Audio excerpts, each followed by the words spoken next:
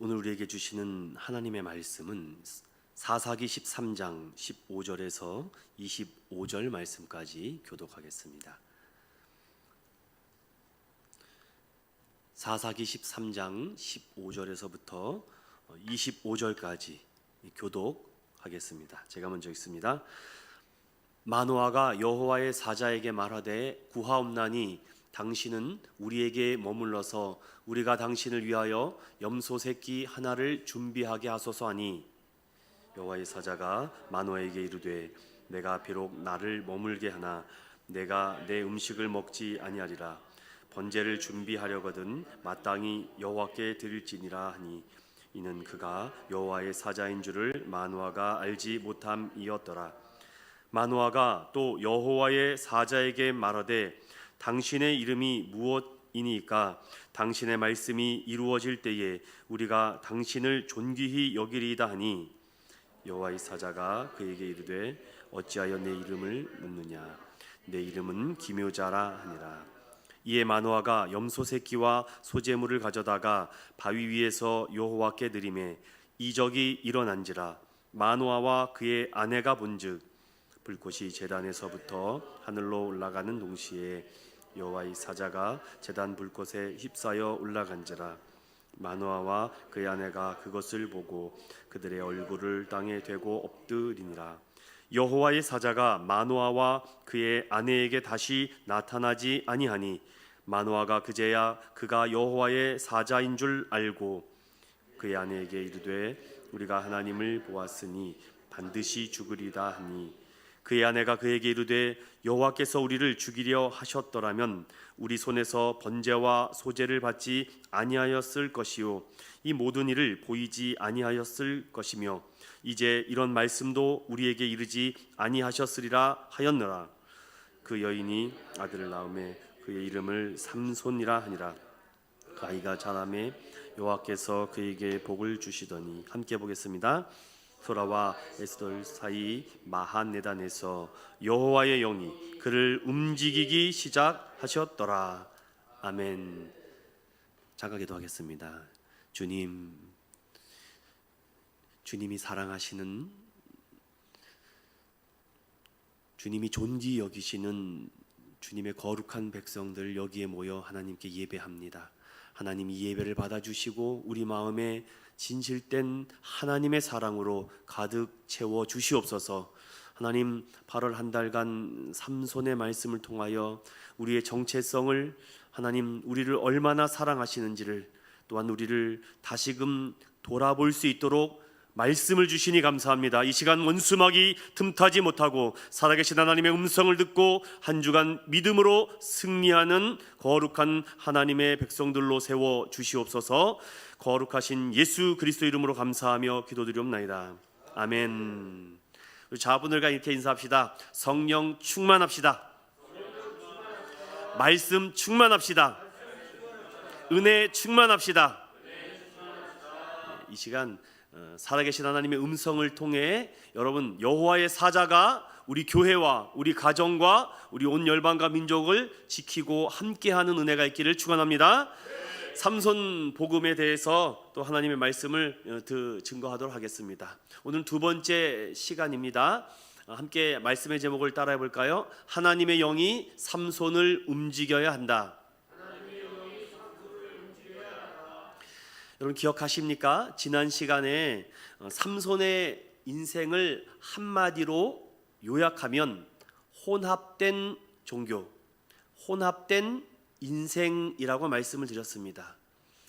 왜 그런지는 앞으로 사사기 말씀을 살펴보면서 충분히 묵상할 수 있겠지만 우리는 삼손을 볼 때마다 헷갈리는 부분이 정말 많습니다. 하나님 왜 삼손이 저렇게 할 때는 가만히 내버려 두셨나요? 하나님 왜 또 삼손이 저렇게 할 때는 호통치시고 호되게 혼내시는가요? 뭔가 일관성 있는 듯 하면서도 뭔가 앞뒤가 맞지 않는 부분도 삼손 모습을 통해서 찾아볼 수 있습니다.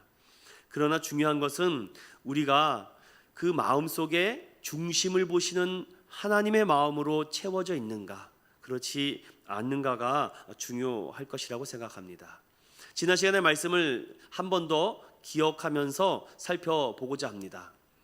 레위기 시대에 하나님의 율법을 받은 이스라엘 백성들, 이제 하나님을 어떻게 경외하고 어떻게 예배하고 무엇을 기뻐하시는지 그들은 모세를 통해서 주신 말씀을 붙들고 살아가게 됩니다. 그들은 약속의 땅 가나안으로 들어가 여호수아의 정복을 통하여 엄청난 부귀와 영광을 누리게 되죠. 그러나 여호수아와 하나님을 알던 장로들이 죽고 난 이후에 성경은 다음 세대가 태어나야 되는데 다른 세대가 되었다라고 말합니다.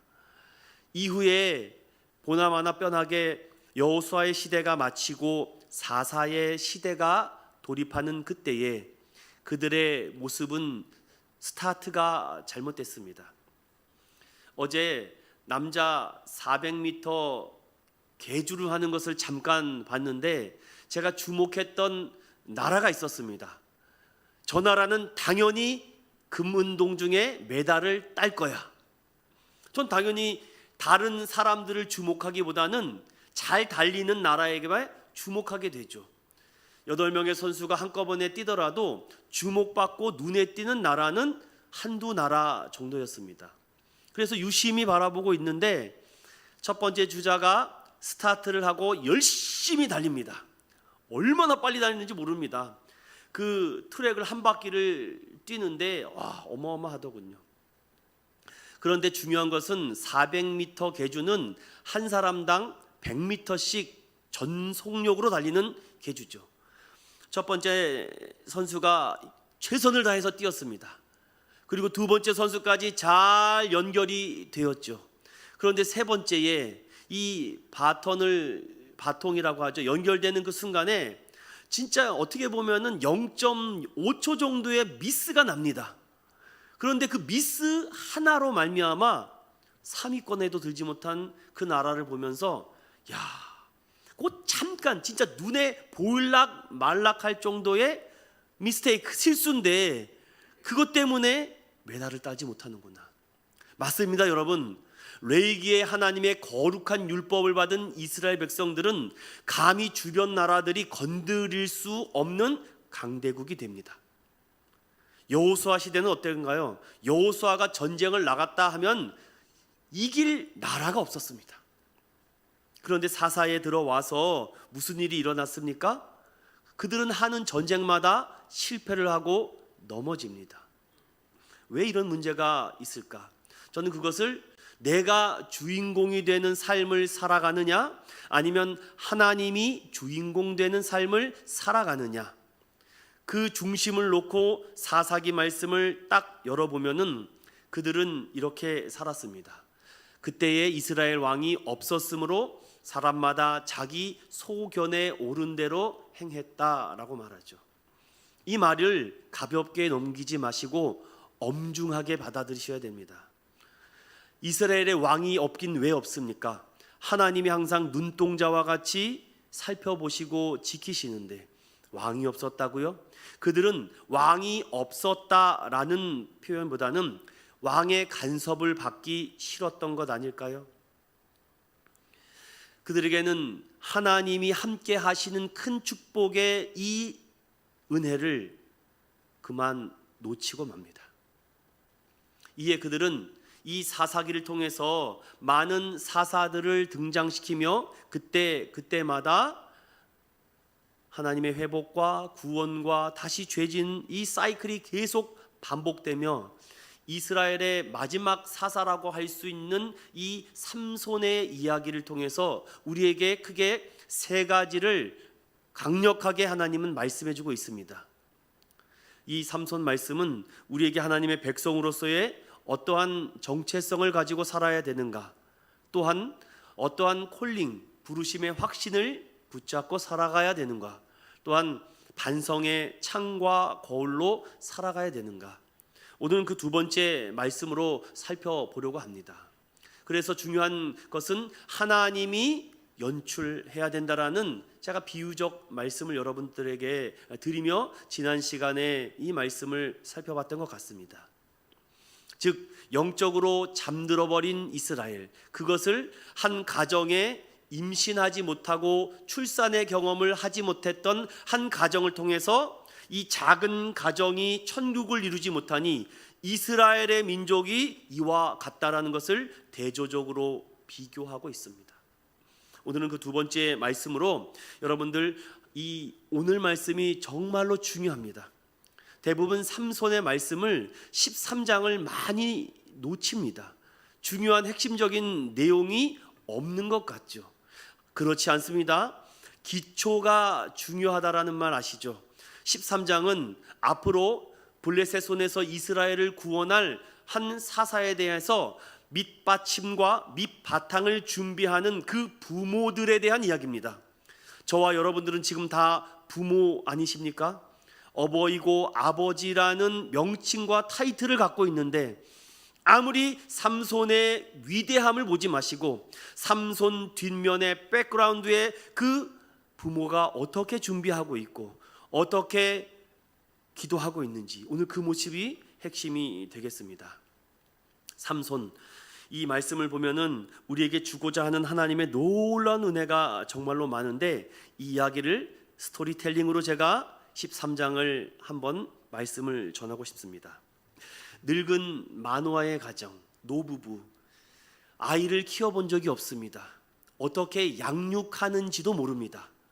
이제 임신의 경험을 하지 못한 이 마노아의 가정에 놀라운 일이 벌어집니다. 그런데 여기서 짚고 넘어가야 될 한 가지 사실이 있습니다.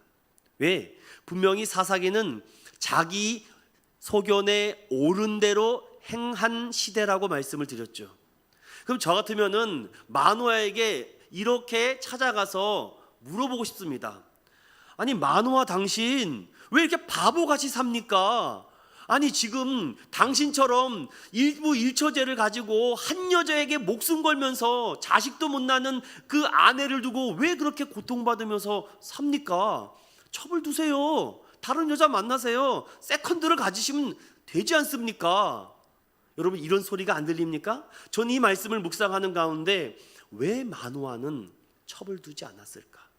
왜 둘째, 셋째 부인을 두어서 충분히 자녀를 출산할 수 있음에도 마노아는 그렇지 않았습니다. 그렇다고 해서 유다 지파와 같은 명품 지파도 아닙니다.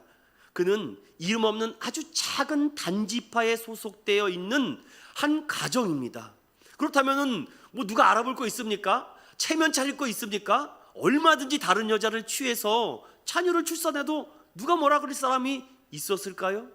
그런데 저는 오늘 이 13장 말씀을 다시금 묵상하며 오늘 새벽에 하나님이 이런 깨달음을 주었습니다.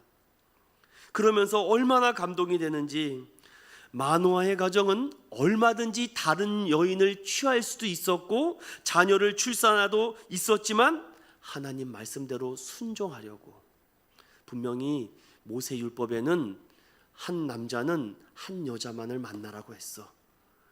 분명히 하나님은 그렇게 정하셨어. 마노아의 가정은 그렇게 올곧이 그 말씀을 순종했구나. 얼마든지 이 사사기의 말씀에 보면 다른 이방 여인을 취할 수도 있었습니다. 또한 자기 나라의 다른 여인을 취할 수도 있었는데 이 마노아는 절대로 그런 상황을 만들지 않았다는 거. 그러면서 창세기의 이삭이 딱 떠올랐습니다. 여러분, 아브라함은 자녀를 출산하지 못하니 하갈을 취하여 이스마엘을 낳습니다. 그것 때문에 대형 사고가 터지지 않습니까? 평생 이삭과 이스마엘이 전쟁을 합니다. 그런데 여러분, 아브라함의 아들 이삭도요, 그 아내 리브가가 바로 임신을 하지 못합니다. 20년이란 세월 동안 왜 이삭은 둘째, 셋째 부인을 두지 않았을까? 리브가를 너무 사랑해서일까? 아니면은 말씀을 지키기 위해서일까? 저는 후자가 더 가깝지 않을까 생각합니다.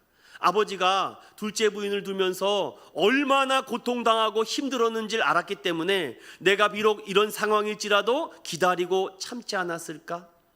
하나님은 그 응답에 소원하여 쌍태알을 주시지 않았습니까? 참 하나님의 말씀은 한 부분만 보면은 다른 부분을 놓치기가 쉽습니다. 동일합니다. 이 이삭과 리브가는 그래도 젊은 부부라고 볼 수 있는데 오늘 마노아의 이 가정은 늙은 노 부부입니다. 그런데다가 40년 동안 블레셋의 속국으로 살아있는 이 가정에 무슨 소망과 비전과 꿈을 가질 수 있습니까? 믿음이 좋은 부모들은 예전에 이런 기도를 많이 했습니다. 하나님, 저에게 아들을 주시면 목회자로 키우겠습니다. 저도 그렇게 기도했나요? 그렇게 기도원에 가면은 서원 기도로 어머니들이 많이 기도 제목을 올리면서 목사님이 그 기도 제목을 가지고 함께 기도했던 생각이 많이 납니다. 제사장의 직분을 감당하게 된다는 것이 말할 수 없는 이 가문의 축복이라는 것을 알았기 때문에 우리 가정에 목회자가 한 명만 나와도 어마어마한 축복인데 2명, 3명 또한 이렇게 친인척 가운데 장로, 집사, 권사 이렇게 하나님의 일꾼들이 많아진다는 것, 여러분 그것이 축복인지를 믿으시는 저와 여러분 되시길 축원합니다. 그런데 마노아의 가정은 그런 생각도 못합니다. 뭐가 있어야지 하죠. 그런데 노부부에게 일어날 수 없는 놀라운 뉴스가 들립니다. 하나님의 사자가 나타나서 마노아의 아내, 이름도 없습니다. 아내에게 나와서 내가 너에게 아들을 줄 것이다. 그가 이스라엘을 구원할 능력이 있다라고 말하면서 얼마나 기쁨의 소식이 있었겠습니까? 마노아의 아내는 이 소식을 듣고 남편에게 찾아가 여차저차 대답을 합니다. 그런데 남편은 믿을 수가 없죠. 내 눈으로 보고 듣지 않았기 때문에. 마노아는 그것이 사실인지 아닌지 궁금했습니다. 그러자 마노아의 아내에게 또 하나님의 사자가 나타나자 즉시 남편을 찾아가 만나게 하는 상황이 13장의 중반부터 드러나게 되죠.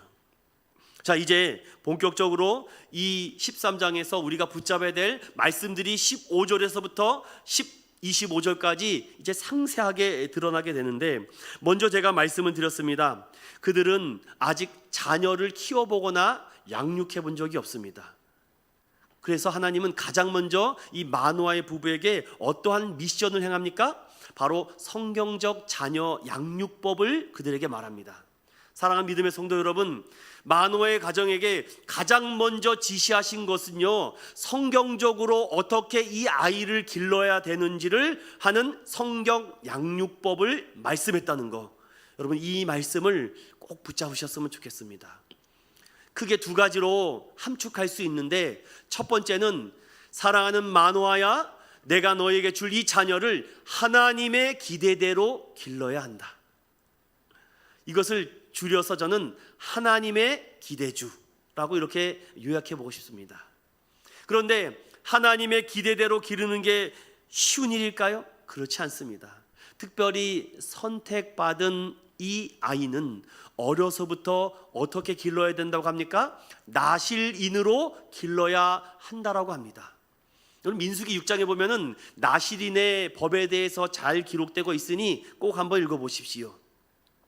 그리고 대부분 나실인으로 살아가는 사람들은요, 다른 지파가 아니라 제사장의 직분을 감당했던 레위 지파가 대부분 나실인으로 살아갔습니다. 왜냐? 그 혈통은 원래 하나님을 예배하고 찬양하는 제사장의 가문이기 때문이죠. 그래서 굳이 다른 지파들이 제사장의 서원이나 이 나실인의 서원을 하지는 않습니다. 그리고 나실인의 서원은요, 아이 때부터 하지는 않습니다. 뭐 장년이 되거나 서원했을 때. 그러니까 이런 경우죠. 저같이 만약에 목회자가로 이미 불렀으면은 아예 그냥 대학교도 신학교를 가고 아예 그냥 신학의 길로 바로 가야 되는데, 저 같은 캐릭터는 어떤 캐릭터입니까? 전혀 딴 길을 가다가, 즉 세상 길로 가다가 유턴한 케이스입니다. 저는 신학적 학문을 배우지 않고 일반 학문과 일반 공부를 하면서 세상에 가서 비즈니스를 했던 사람인데, 그것을 다 접고 다시 신학의 길을 들어간다는 거, 여러분 해보신 분만 압니다. 어렸을 때부터 신학교 가고 그렇게 되면은 얼마나 좋습니까? 뭔 지식이 있겠습니까?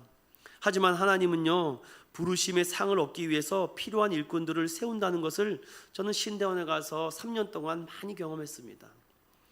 그런데 이 아이는 아예 태어나지도 않았는데 그 아이를 나실인으로 길러야 된다라고 말하죠. 여러분, 보통 부담이 아닙니다. 여러분, 혹시 자녀들을 그런 꿈과 소망이 있습니까? 여러분, 한 목회자를 키운다고요? 우리 인천은연교회 비전의 첫 번째가 뭡니까? 한 명의 신실한 목회자를 한번 만들어 보자. 3명의 충성스러운 중직자를 세워보자입니다. 여러분, 한 명 세우는 것도 어려운데 3명을 세우겠다고요? 하지만 하나님은 분명히 말합니다. 너희가 이 아이를 하나님의 기대주로 키워야 된다.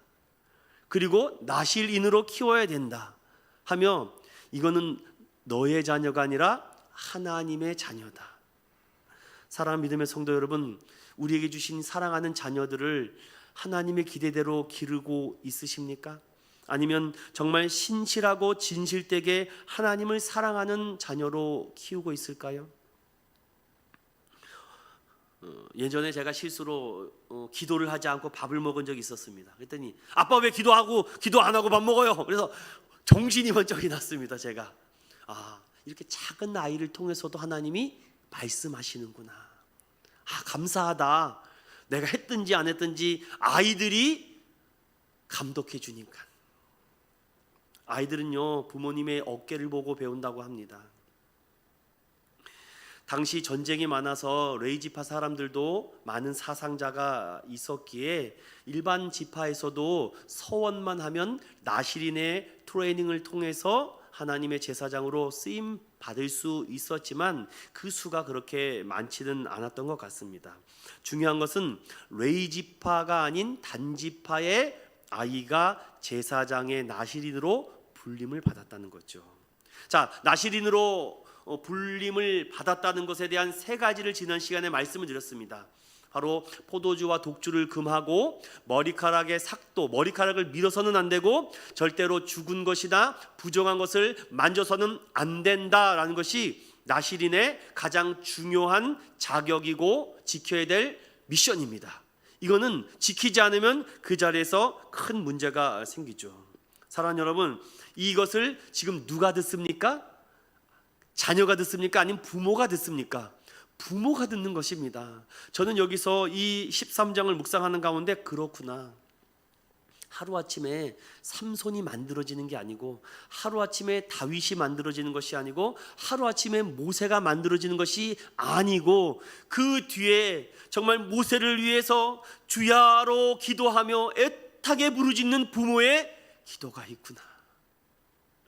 사무엘을 위해서 정말 애타게 부르짖는 부모의 간절함이 있었구나.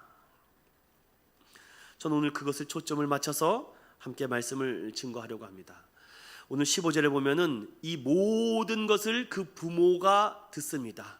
나실인으로 키워야 된다, 하나님의 기대주로 키워야 된다라는 얘기를 다 들었죠. 이제 그 얘기를 들으니까 마노아가 너무나도 기뻐서 그 여호와의 사자를 대접하려고 하는데, 여기서 우리가 기억할 것은 한 가지입니다. 너무나도 기쁜 나머지 그 마노아가 너무나도 과하게 대접을 하죠. 성경을 한번 봅시다. 15절에 후반절에 보면은 당신을 위하여 염소 새끼 하나를 준비하게 하소서. 아니, 말 한번 잘했다가 염소 새끼 고기를 지금 먹게 생겼습니다. 정말 대단하지 않습니까? 그런데 여러분, 왜 이런 얘기에 이 마노아가 감동된지 아십니까? 제가 서두에 말씀드렸죠. 늙은 노부부에게 자녀가 없었는데 자녀가 있을 거라서 이런 얘기를 들으니 얼마나 행복하고 고맙고 감사하겠습니까? 종종 성도들이 목사님 귀한 말씀 들려주셔서 너무 감동되고 도전이 되어서 낙심했고 좌절했는데, 내가 오늘 예배 시간에 그 말씀을 듣고 하나님의 음성을 듣고 마음에 평안함이 생겼다고. 제가 가만히 있을 수 없습니다. 목사님, 제가 꼭 귀한 거 대접해드리고 싶습니다. 저는 그러면 기쁨으로 가서 그 대접을 받습니다. 그런데 뜬금없이 갑자기 그러면 이분이 무슨 목적으로 갑자기 나에게 전화를 해서 밥을 사주신다 그런가? 그런데 결국은 하면은 다른 목적이 있습니다. 너무 그럴 때 마음이 힘듭니다. 그러나 연기를 잘해야죠. 그래도 그것을 귀하게 대접해 주는 그 손길에 고마움을 저는 압니다. 그러나 그 대접하는 손길에 마노아의 모습처럼 대접했으면 좋겠습니다. 염소 새끼 하나. 여러분, 아브라함도요 정말 부지 중에 뭐랄까 좌절하고 있을 그때에 사람을 나그네를 대접 잘하는 모습이 창세기에 있지 않습니까? 오늘도 이 말씀을 보면 아직 마노아는 이 사람이 그냥 무슨 예언자, 선지자 정도로 아는 것이지 여호와의 사자로 알지 못합니다. 하지만 그는 귀한 은혜에 감사해서 내 안에 그동안 잠들어 있던 그 꿈틀댔던 것을 당신의 입술을 통해서 내가 들음으로 말미암아 너무 마음이 행복해서 내가 정말 내 힘이 닿는 대로 대접해 드리고 싶다. 그러면 정말 행복하지 않겠습니까? 그런 대접을 해주시는 귀한 성도들이 정말 잘 잊어지지 않는 것 같습니다. 며칠 전에도 그런 집사님을 만나서 귀한 선물과 기쁨의 소식을 들으면서 하나님은 정말 살아계시구나, 하나님의 역사는 하나님을 통해서 움직이는구나 라는 것을 저는 또 짧은 경험을 하게 되었습니다. 여러분도 누구에게 고마움이 있습니까? 내가 가장 힘들고 정말 아무도 알아주지 않는데 누군가 나의 손을 잡아줬을 때 그분의 은혜를 잊을 수가 없습니다. 마노아도 동일합니다. 여호와의 사자인 줄 모르지만 그 사람의 모습을 하고 있는 그가 고마움에 대접하고 싶어서 그는 정성껏 대접합니다. 그런데 이제부터가 핵심입니다. 여러분 16절입니다. 16절 한번 다 같이 읽어보겠습니다. 시작. 여호와의 사자가 마노아에게 이르되 내가 비록 나를 머물게 하나 내가 내 음식을 먹지 아니하리라. 번제를 준비하려거든 마땅히 여호와께 드릴지니라 하니 이는 그가 여호와의 사자인 줄을 마노아가 알지 못함이었더라. 아멘. 여러분, 당시 예배를 드리고 예배를 인도할 수 있는 사람은 누구였습니까? 제사장만 가능했습니다.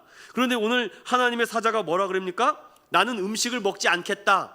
번제를 드리려거든 마땅히 여호와께 드려라. 여기서 아주 중요한 메시지가 있습니다. 예배를 인도하고 예배를 전할 수 있는 것은요 제사장인 특별한 레위지파만 가능했습니다. 그런데 여기는 레위지파도 아니고 제사장도 아니고 평범한 시민이라 그럴까요? 평범한 사람인데 지금 번제를 드리라고 합니다. 여러분, 신학에 대해서 조금만 공부를 하면요 이 메시지가 어마어마한 메시지로 들립니다. 당시에 하나님이 세워주신 기름 부은 사람만이 하나님의 일을 감당하는데 이건 무명자의 이름도 없는 한 가문의 한 마노아가 하나님께 번제를 드린다고요? 이건 있을 수 없는 얘기입니다. 그러니 우리 여기서 말씀 한 구절을 찾아야 되겠습니다. 호세아 6장. 호세아로 잠깐 넘어가 보겠습니다. 우리 사사기에 잘 이렇게 연결해 두고 호세아 6장 열어봅니다. 우리 1절과 3절 앞부분까지만 한번 읽어보겠습니다. 시작. 오라 우리가 여호와께 돌아가자. 여호와께서 우리를 찢으셨으나 도로 낫게 하실 것이요 우리를 치셨으나 싸매어 주실 것임이라. 여호와께서 이틀 후에 우리를 살리시며 셋째 날에 우리를 일으키시리니 우리가 그의 앞에 살리라. 그러므로 우리가 여호와를 알자. 힘써 여호와를 알자. 여기까지만. 자, 하나님께서 분명히 말씀합니다. 여호와께로 돌아오는 자 내가 그를 찢었다 그러나 낫게 하셨다. 치셨으나 싸매어 주실 것이다. 자, 하나님을 알아갑니다. 하나님이 무엇을 기뻐하고 무엇을 원하시는지 호세아 선지자를 통해서 이스라엘 백성들에게 지금 말씀하고 있는데 하나님의 뜻은 무엇입니까? 6절입니다. 다 같이 읽어보겠습니다. 시작.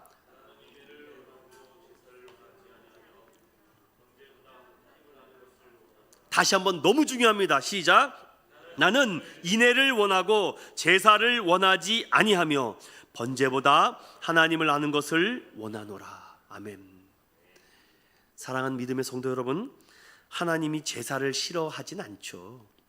번제를 싫어하진 않습니다.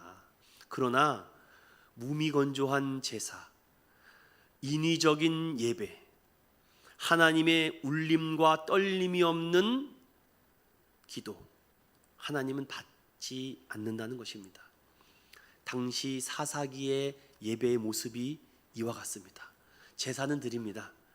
수많은 번제를 드립니다. 그런데 하나님이 그 예배를 다 막아버리십니다. 받지 않는 거죠. 나 그런 얘기 받을 수, 내가 누군지 알고 예배 드리는 거니? 내가 누군지 알고 기도하는 거니? 내가 어떠한 분인지 알고 찬양하는 거니? 뭐 그런 건 상관없어요. 그냥 내가 좋으면 됩니다. 내가 그냥 감동되면 되는 겁니다. 너희들은 지금 예배의 본질을 잃어버렸어. 너희는 인위적인 제사를 드리고 있어. 화려하게 음식을 차려놨지만 나는 그거 받아 먹을 수 없어. 아니, 먹을 수가 없어. 너희들이 취해서 너희들이 예배 드리고 있는데. 그런데 하나님은요, 어떤 예배를 받으십니까? 인애, 사랑의 마음이 있는 예배. 하나님이 어떤 분인지 알고 드리는 예배. 그래서 나 니네들이 드리는 예배 받을 수 없어. 그러나 나는 마노아의 이 번제를 받을 것이야. 그때까지도 마노아는 이게 누군지를 모릅니다. 아니, 왜 이런 말씀을 하시지? 그냥 염소 새끼 잘 드시고 가면 되는데. 그런데 여기서 마노아가 갑자기 한 대 딱 얻어맞습니다. 17절을 다 같이 읽어봅니다. 시작. 마노아가 또 여호와의 사자에게 말하되 당신의 이름이 무엇이니까 당신의 말씀이 이루어질 때에 우리가 당신을 존귀히 여기리다. 사랑하는 믿음의 성도 여러분, 매일매일 부르십시오. 하나님, 우리의 예배를 받아주십시오. 우리의 찬양을 받아주십시오. 여기 모인 중에 우리의 믿음을 회복시켜 주시고 우리 공동체 안에 신실함이 회복되어 모임 가운데 하나님의 성령의 불이 떨어지는 예배되게 해주십시오. 자꾸 물어봐야 됩니다. 하나님, 누구시나이까? 하나님, 살아계십니까? 살아계십니다. 마노아가 이게 평소에 없었던 이 일로 말미암아 놀랍니다. 그리고 물어보죠. 당신의 이름이 무엇입니까? 근데 여러분 잘 아시죠? 우리 어르신들도 계시는데 우리가 갑자기 뜬금없이 저보다 나이 많으신 분 어떻게 나이가 몇 살 되세요? 이렇게 물어봅니까? 이거는 아랫사람이 윗사람을 물어보는 게 아니죠. 나이나 이름은 윗사람이 아랫사람에게 물어보는 것입니다. 자네 나이가 어떻게 되는가? 고향은 어디야? 이렇게 물어보는 거죠. 그런데 여러분 보십시오. 마노아가 지금 그 사람에게 지금 물어보고 있는 것은 이게 지금 뭔가 바뀌어진 건 아닙니까? 아직까지 마노아가 이 사람이 누군지를 전혀 모르고 있습니다. 하지만 하나님은 내가 누구인지를 마노아를 통해서 알기를 원하죠. 18절입니다. 시작. 여호와의 사자가 그에게 이르되 어찌하여 내 이름을 묻느냐? 내 이름은 기모자라. 이 기묘라는 말 혹시 어디에서 또 들어보셨습니까? 그렇죠. 이사야. 누가 이사야라고 그랬는데 누가 했는지 모르겠습니다. 이사야 말씀에 앞으로 오실 메시아 예수 그리스도를 기묘라 모사라 전능의 왕이라 영존하신 왕이다 라고 메시아를 그렇게 이사야는 예언합니다. 그런데 이 기묘라는 말은요, 원래 뜻은요, 이해하기 어렵다라는 뜻입니다. 영어 성경으로는요 wonderful이라고 되어 있습니다.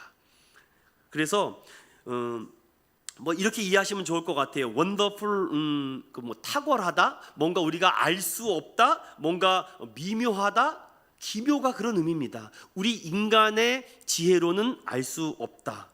하지만 그 여호와의 사자는 나는 기묘자라고 말합니다. 원문에는 원래 기묘라고 되어 있습니다. 자, 이제 이 말씀을 조금 더 살펴볼 건데, 마노아가 이제 자신이 생각하는 어떠한 사람이 아니라 이분은 그 위에 뛰어난 어떤 신적인 존재를 갖고 있는 사람인 것을 알고 여호와를 알게 됩니다.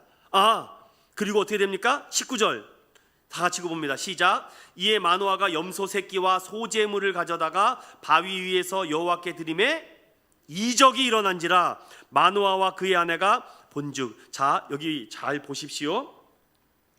이제 놀라운 일이 일어납니다. 여러분, 그동안 마노아가 뭐 제사나 예배를 안 드려봤겠습니까? 드려봤죠. 얼마나 많이 예배를 드려봤겠습니까? 그런데 이런 예배는 처음인 거예요. 지금 이런 예배를 지금까지 드려본 적이 없었습니다.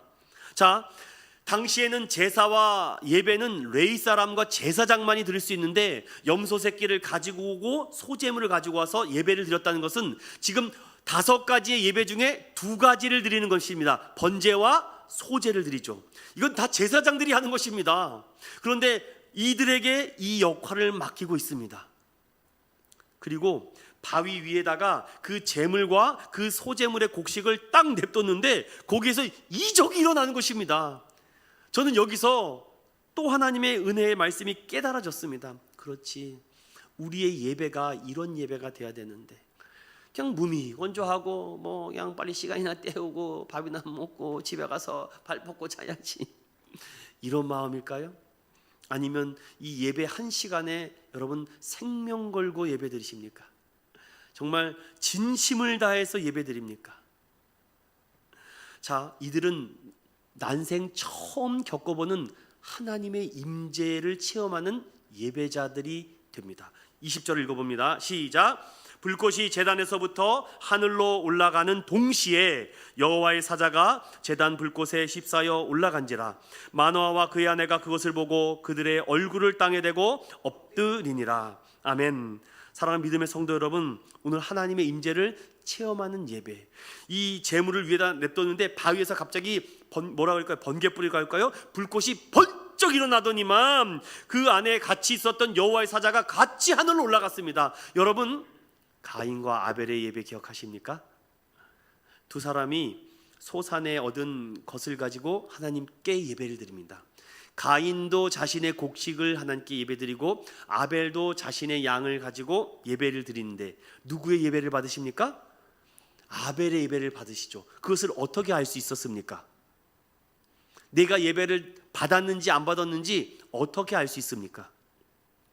재물을 태우잖아요. 그럼 어떻게 돼요? 연기가 나겠죠. 가인의 재물도 연기가 나고 아벨의 재물도 연기가 나는데 아벨의 재물은 어떻게 돼요? 하나님께 올라갑니다. 번제, 번제. 그런데 가인의 재물은 어떻게 돼요? 올라가지 않습니다. 그런데 오늘 이 마노아가 드린 이 번제와 소제가 어떻게 돼요? 불꽃이 나더니만 그것이 휩싸여 어떻게 됐어요? 올라갑니다. 사랑하는 믿음의 성도 여러분, 우리의 예배가 이렇게 불꽃이 나고 불이 떨어져 흠양하는 예배가 될 줄로 믿습니다.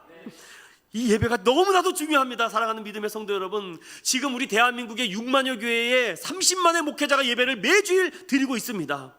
그 수많은 예배, 전 세계를 통틀어 보면 얼마나 많은 예배가 매주일 선포됩니까? 번제의 예배를 드립니다. 소제의 예배를 드립니다. 화목제, 속건제, 속죄제 예배를 마음껏 드리고 있는데 하나님이 받으시는 예배는 어떤 예배일까? 그 예배가 불꽃이 튀는 것입니다. 그곳이 연기가 나서 하나님이 좋다, 잘하였도다, 이 예배를 마음껏 받지 않으시겠습니까? 난생 처음 겪어보는 불꽃이 튀는 예배, 이 예배가 갈멜산에 하나님의 불이 떨어지는 예배였습니다. 우리 인천은연교회 성도들도 제일 중요한 것이 하나 있다면 예배의 회복입니다. 불꽃이 튀는 예배가 일어나 그 연기가 하나님께 올라가야 돼요. 그때 이 마노아의 부부가 사지가 떨립니다. 사랑하는 믿음의 성도 여러분, 예배의 울림을 경험한 사람은요, 그 자리에서 온몸이 떨립니다. 참 예전에는 이런 경험을 저도 종종 했는데 그런 마음이 참 첫사랑이 많이 식은 것 같아요. 이 마음을 회복해야 되는 것 같습니다. 그들은 땅에 대고 엎드려서 몸을 부들부들 떨고 있습니다. 즉 진정한 예배는 살아계신 하나님 앞에 나의 죄악이 드러나고 그대로 맡길 때 우리가 불로 태워지는 시간이죠. 삼손을 쓰시기 전에 하나님은 이 가정의 부모를 준비시키는 과정입니다. 이 가정의 예배가 회복돼야 되거든요. 하나님의 성령이 충만해야 됩니다. 그렇지 않으면 하나님의 기대대로 키울 수가 없습니다. 나실인으로도 키울 수가 없습니다. 엄마와 아빠, 어머니와 아버지가 하나님의 영으로 충만히 채워져 있어야지 그 아이가 출산했을 때 하나님의 기대대로 키울 수 있는 거죠. 사랑하는 믿음의 성도 여러분, 오늘 이 마노아의 가정에 가장 먼저 회복됐던 건 예배가 회복된 것입니다. 기대가 된다. 정말 영의 예배가 드리고 싶다. 예배가 회복되는 교회는요, 항상 기쁨이 넘칩니다. 사랑하는 우리 성도들 가정과 우리 자녀들에게 가장 먼저 이 불꽃이 튀는 예배가 회복되기를 소망드립니다. 그리고 이제 마지막 부분을 살펴보려고 합니다. 그리고 그 이후에 어떻게 되는지. 하나님이 쓰시는 건요, 그냥 쓰시지 않습니다. 다 순서와 절차가 있죠. 21절에 보면 여호와의 사자가 마노아와 그의 아내에게 다시 나타나지 아니하니 마노아가 그제야 그가 여호와의 사자인 줄 알았다. 하나님을 알았다는 거죠. 처음에 우리가 예배드렸던 기억 나십니까? 처음 누구의 손에 이끌려서 하나님께 나왔던 기억 여러분 생각나십니까? 뭣도 모르고 피아노도 있고 뭐도 있고 다 그것밖에 기억이 안 나는데 어느 날 예배를 드리는데 너무 마음이 아픈 거죠. 하나님, 제가 조금만 더 잘했으면, 하나님 제가 조금만 더 섬겼다면, 하나님 제가 조금만 더 기도했다면, 하나님 제가 조금만 그거를 욕심내지 않았다면 더 잘 됐을 텐데. 최근에 그런 마음이 드십니까? 하나님, 내가 이 교회를 위해서 정말 조금만 더 했으라면, 조금만 더 했으면은 더 큰 하나님의 은혜가 임했을 텐데 하나님, 제가 너무 부족한 것 같아요. 그런 마음이 드시는 분들 있으십니까? 염려하지 마세요. 걱정하지 마세요. 하나님의 은혜의 시작이 되었다는 것입니다. 믿으십니까? 하나님의 영이 움직이고 있어요. 성도들의 입에서 부흥의 이야기가 자꾸 나옵니다. 미래의 비전의 꿈의 얘기가 막 나와요. 목회자가 얘기하는 것보다 성도들의 입에서 그런 이야기가 흘러나오기 시작한다는 것은 회복되고 있다는 믿음입니다. 오늘 하나님의 사자가 나타나지 않아도 이미 마노아에게는 예배의 어마어마한 임팩트를 받았습니다. 그 임팩트를 누가 뺏어갈 수가 없어요. 그것을 신약은 우리는 성령 충만이라고 보면 됩니다. 이 성령 충만한 은혜를 가져갈 수가 없어요. 22절에 보니까 그의 아내에게 이르되 마노아가 벌벌 떨면서 이렇게 얘기합니다. 우리가 하나님을 봤다. 우리가 하나님을 만났다. 그런데 아는 거는 많죠. 하나님을 만나면 반드시 죽게 되는데 이제 우리 가정은 망했다. 사랑하는 믿음의 성도 여러분, 이 가정이 망한 것 같고 보이지 않고 특별한 거 없고 아무도 몰라주는데 하나님의 영이 움직이기 시작합니다. 이제 하나님의 신실함과 하나님의 말씀과 하나님의 이 생명력이 움직이기 시작하면서 그들에게 어떤 능력이 나타납니까? 하나님을 경외함이 시작됩니다. 하나님의 말씀에 순종함이 맞았구나. 하나님의 사랑과 은혜가 회복됩니다. 하나님을 찬양하고 끊임없는 예배가 회복됩니다. 그리고 여호와가 우리와 함께 동행하는 것을 믿습니다. 하나님의 영이 움직이기 시작하니까. 욥기 28장 28절도 보라, 주를 경외함이 지혜요 악을 떠남이 명철이라고 말씀합니다. 사랑하는 믿음의 성도 여러분, 우리가 우리 자녀들에 대한 기대치가 얼마나 크고 높습니까? 그런데 너는 삼손처럼 되렴, 너는 다니엘처럼 용기 있는 믿음을 가져야 돼, 너는 느헤미야 같이 유명한 크리스찬 정치가가 되렴, 너는 다윗과 같이 멋진 왕도 되렴 라고 우리가 얘기하는데 혹시 그 이면에 이렇게는 생각하셨으면, 하나님, 마노아의 부모처럼 하나님의 영이 충만한 제가 되게 해달라고. 저는 이 아이를 나신으로 키울 수가 없습니다. 하나님, 내 이 자녀를 하나님의 기대대로 키울 능력이 없습니다. 하나님 아시죠? 제가 뜨거워야 되는데 제가 뜨겁지도 않고 어떻게 내 자녀를 뜨겁게 만들 수가 있습니까? 제가 기도하지도 않는데 뭐 애들 보고 기도하라고 합니까? 내가 예배가 죽은 예배를 드리는데 어떻게 자녀에게 산 예배를 드리라고 합니까? 오늘 이 13장이 왜 중요합니까? 하나님은 삼손을 돌보시기 전에 먼저 마노아의 부모를 돌보신 줄로 우리 믿음의 눈으로 바라보는 저와 여러분이 되시기를 축원드립니다. 내가 영이 충만해야 돼요. 그래야지 삼손처럼 키울 수 있는 것이고 다니엘처럼 키울 수 있는 것이고 다윗처럼 키울 수 있고, 기도는 다윗처럼 되라고 하는데 본인은 전혀 하나님의 영이 충만하지 않다면 여러분 어떻게 하나님께서 일하시겠습니까?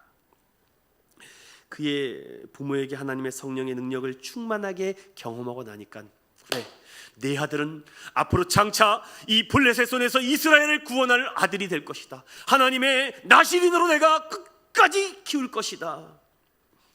그럼에도 이 늙은 노부부에게는요 힘의 한계가 있지 않습니까? 그 이야기가 14장부터 이제 시작이 됩니다. 하지만 저는 그렇게 믿고 싶습니다. 마노아의 이 두 부모가 삼손을 정말로 하나님의 기대대로 키웠을 것이라고. 하나님의 나실인으로 그는 정말 최선을 다해서 키우지 않았을까? 말씀을 마치겠습니다. 24절과 25절에 보면은요, 그 여인이 아들을 낳으며 그 이름을 삼손이라 하라. 그 아들의 이름을요, 장차 작은 태양. 여러분, 조선이라는 말 아십니까? 조선? 여러분, 조선이 아침 조자에 고을 선자를 씁니다. 그래서 조선이라는 말이죠. 한자 뜻 그대로 풀면은 고운 아침 이런 얘기가 될 수 있지만, 우리는 이 조선이라는 말을 한자 뜻대로 풀이하지 않고 조선을 이렇게 뜻풀이를 합니다. 빛나게 떠오르는 태양, 그것이 조선이다. 이제 블레셋 땅으로 말미암아 이 이스라엘 민족이 아무런 희망이 없었는데 삼손이 등장합니다. 하나님이 연출하고 하나님의 손길이 움직이기 시작하는데, 중요한 것은 그 아이가 자라매 여호와께서 그에게 무엇을 주십니까? 그럼 성경을 제 얼굴을 보지 마시고 24장에 그 아이가 자라매 여호와께서 그에게 무엇을 주십니까? 복입니다. 이것이 구약에 말하는 하나님의 무엇이라 그랬어요? 형통이라고 말입니다. 하나님의 형통의 축복을 받은 아들, 참 놀랍죠? 아들아, 나는 너에게 해준 것도 없고, 나는 너에게 정말 다른 부모처럼 특별한 거 해준 것도 아무것도 없는데 하나님의 은혜를 받으니까 가는 것보다 복덩이가 됩니다. 죽었던 땅에도 이 아들이 가면 그 땅이 사막에서 오아시스가 됩니다. 여러분의 자녀들을 그렇게 키워야 되지 않겠습니까? 여러분의 기대가 아닌 하나님의 기대주로. 25절을 읽어보고 마치겠습니다. 시작. 소라와 에스다올 사위 마하네단에서 여호와의 영이 그를 움직이기 시작하였더라. 사랑하는 믿음의 성도 여러분, 우리의 기대가 아닌 하나님의 기대로, 하나님, 내가 먼저 성령 충만하여 잠든 영성을 깨워주시고 초강력적인 방법으로 불임의 가정에 임신을 하게 하시는 하나님, 하나님은 하실 수 있군요. 살아계시니까. 인생의 주인공 많아봐야 소용없습니다. 하나님이 쓰시는 주인공이 돼야죠. 우리 인천은연교회 모든 성도들은 하나님이 주목하는 교회, 하나님이 사랑하는 성도, 하나님의 복이 넘치는 우리 자녀, 여호와의 영이 움직이기 시작하는 그런 신실한 믿음의 교회가 되기를 예수님의 이름으로 축원드립니다. 우리 함께 이 찬양을 통해서 찬양하고 함께 기도하며 나아가겠습니다. 하나님의 은혜로 이 쓸데없는 자 하나님 구속하여 주시고, 내 마음이 얼마나 편하고 또 하나님에 대한 보호가 확실해 주실 것을 제가 믿습니다. 이런 고백으로 우리 찬양을 고백하며 나아갑니다.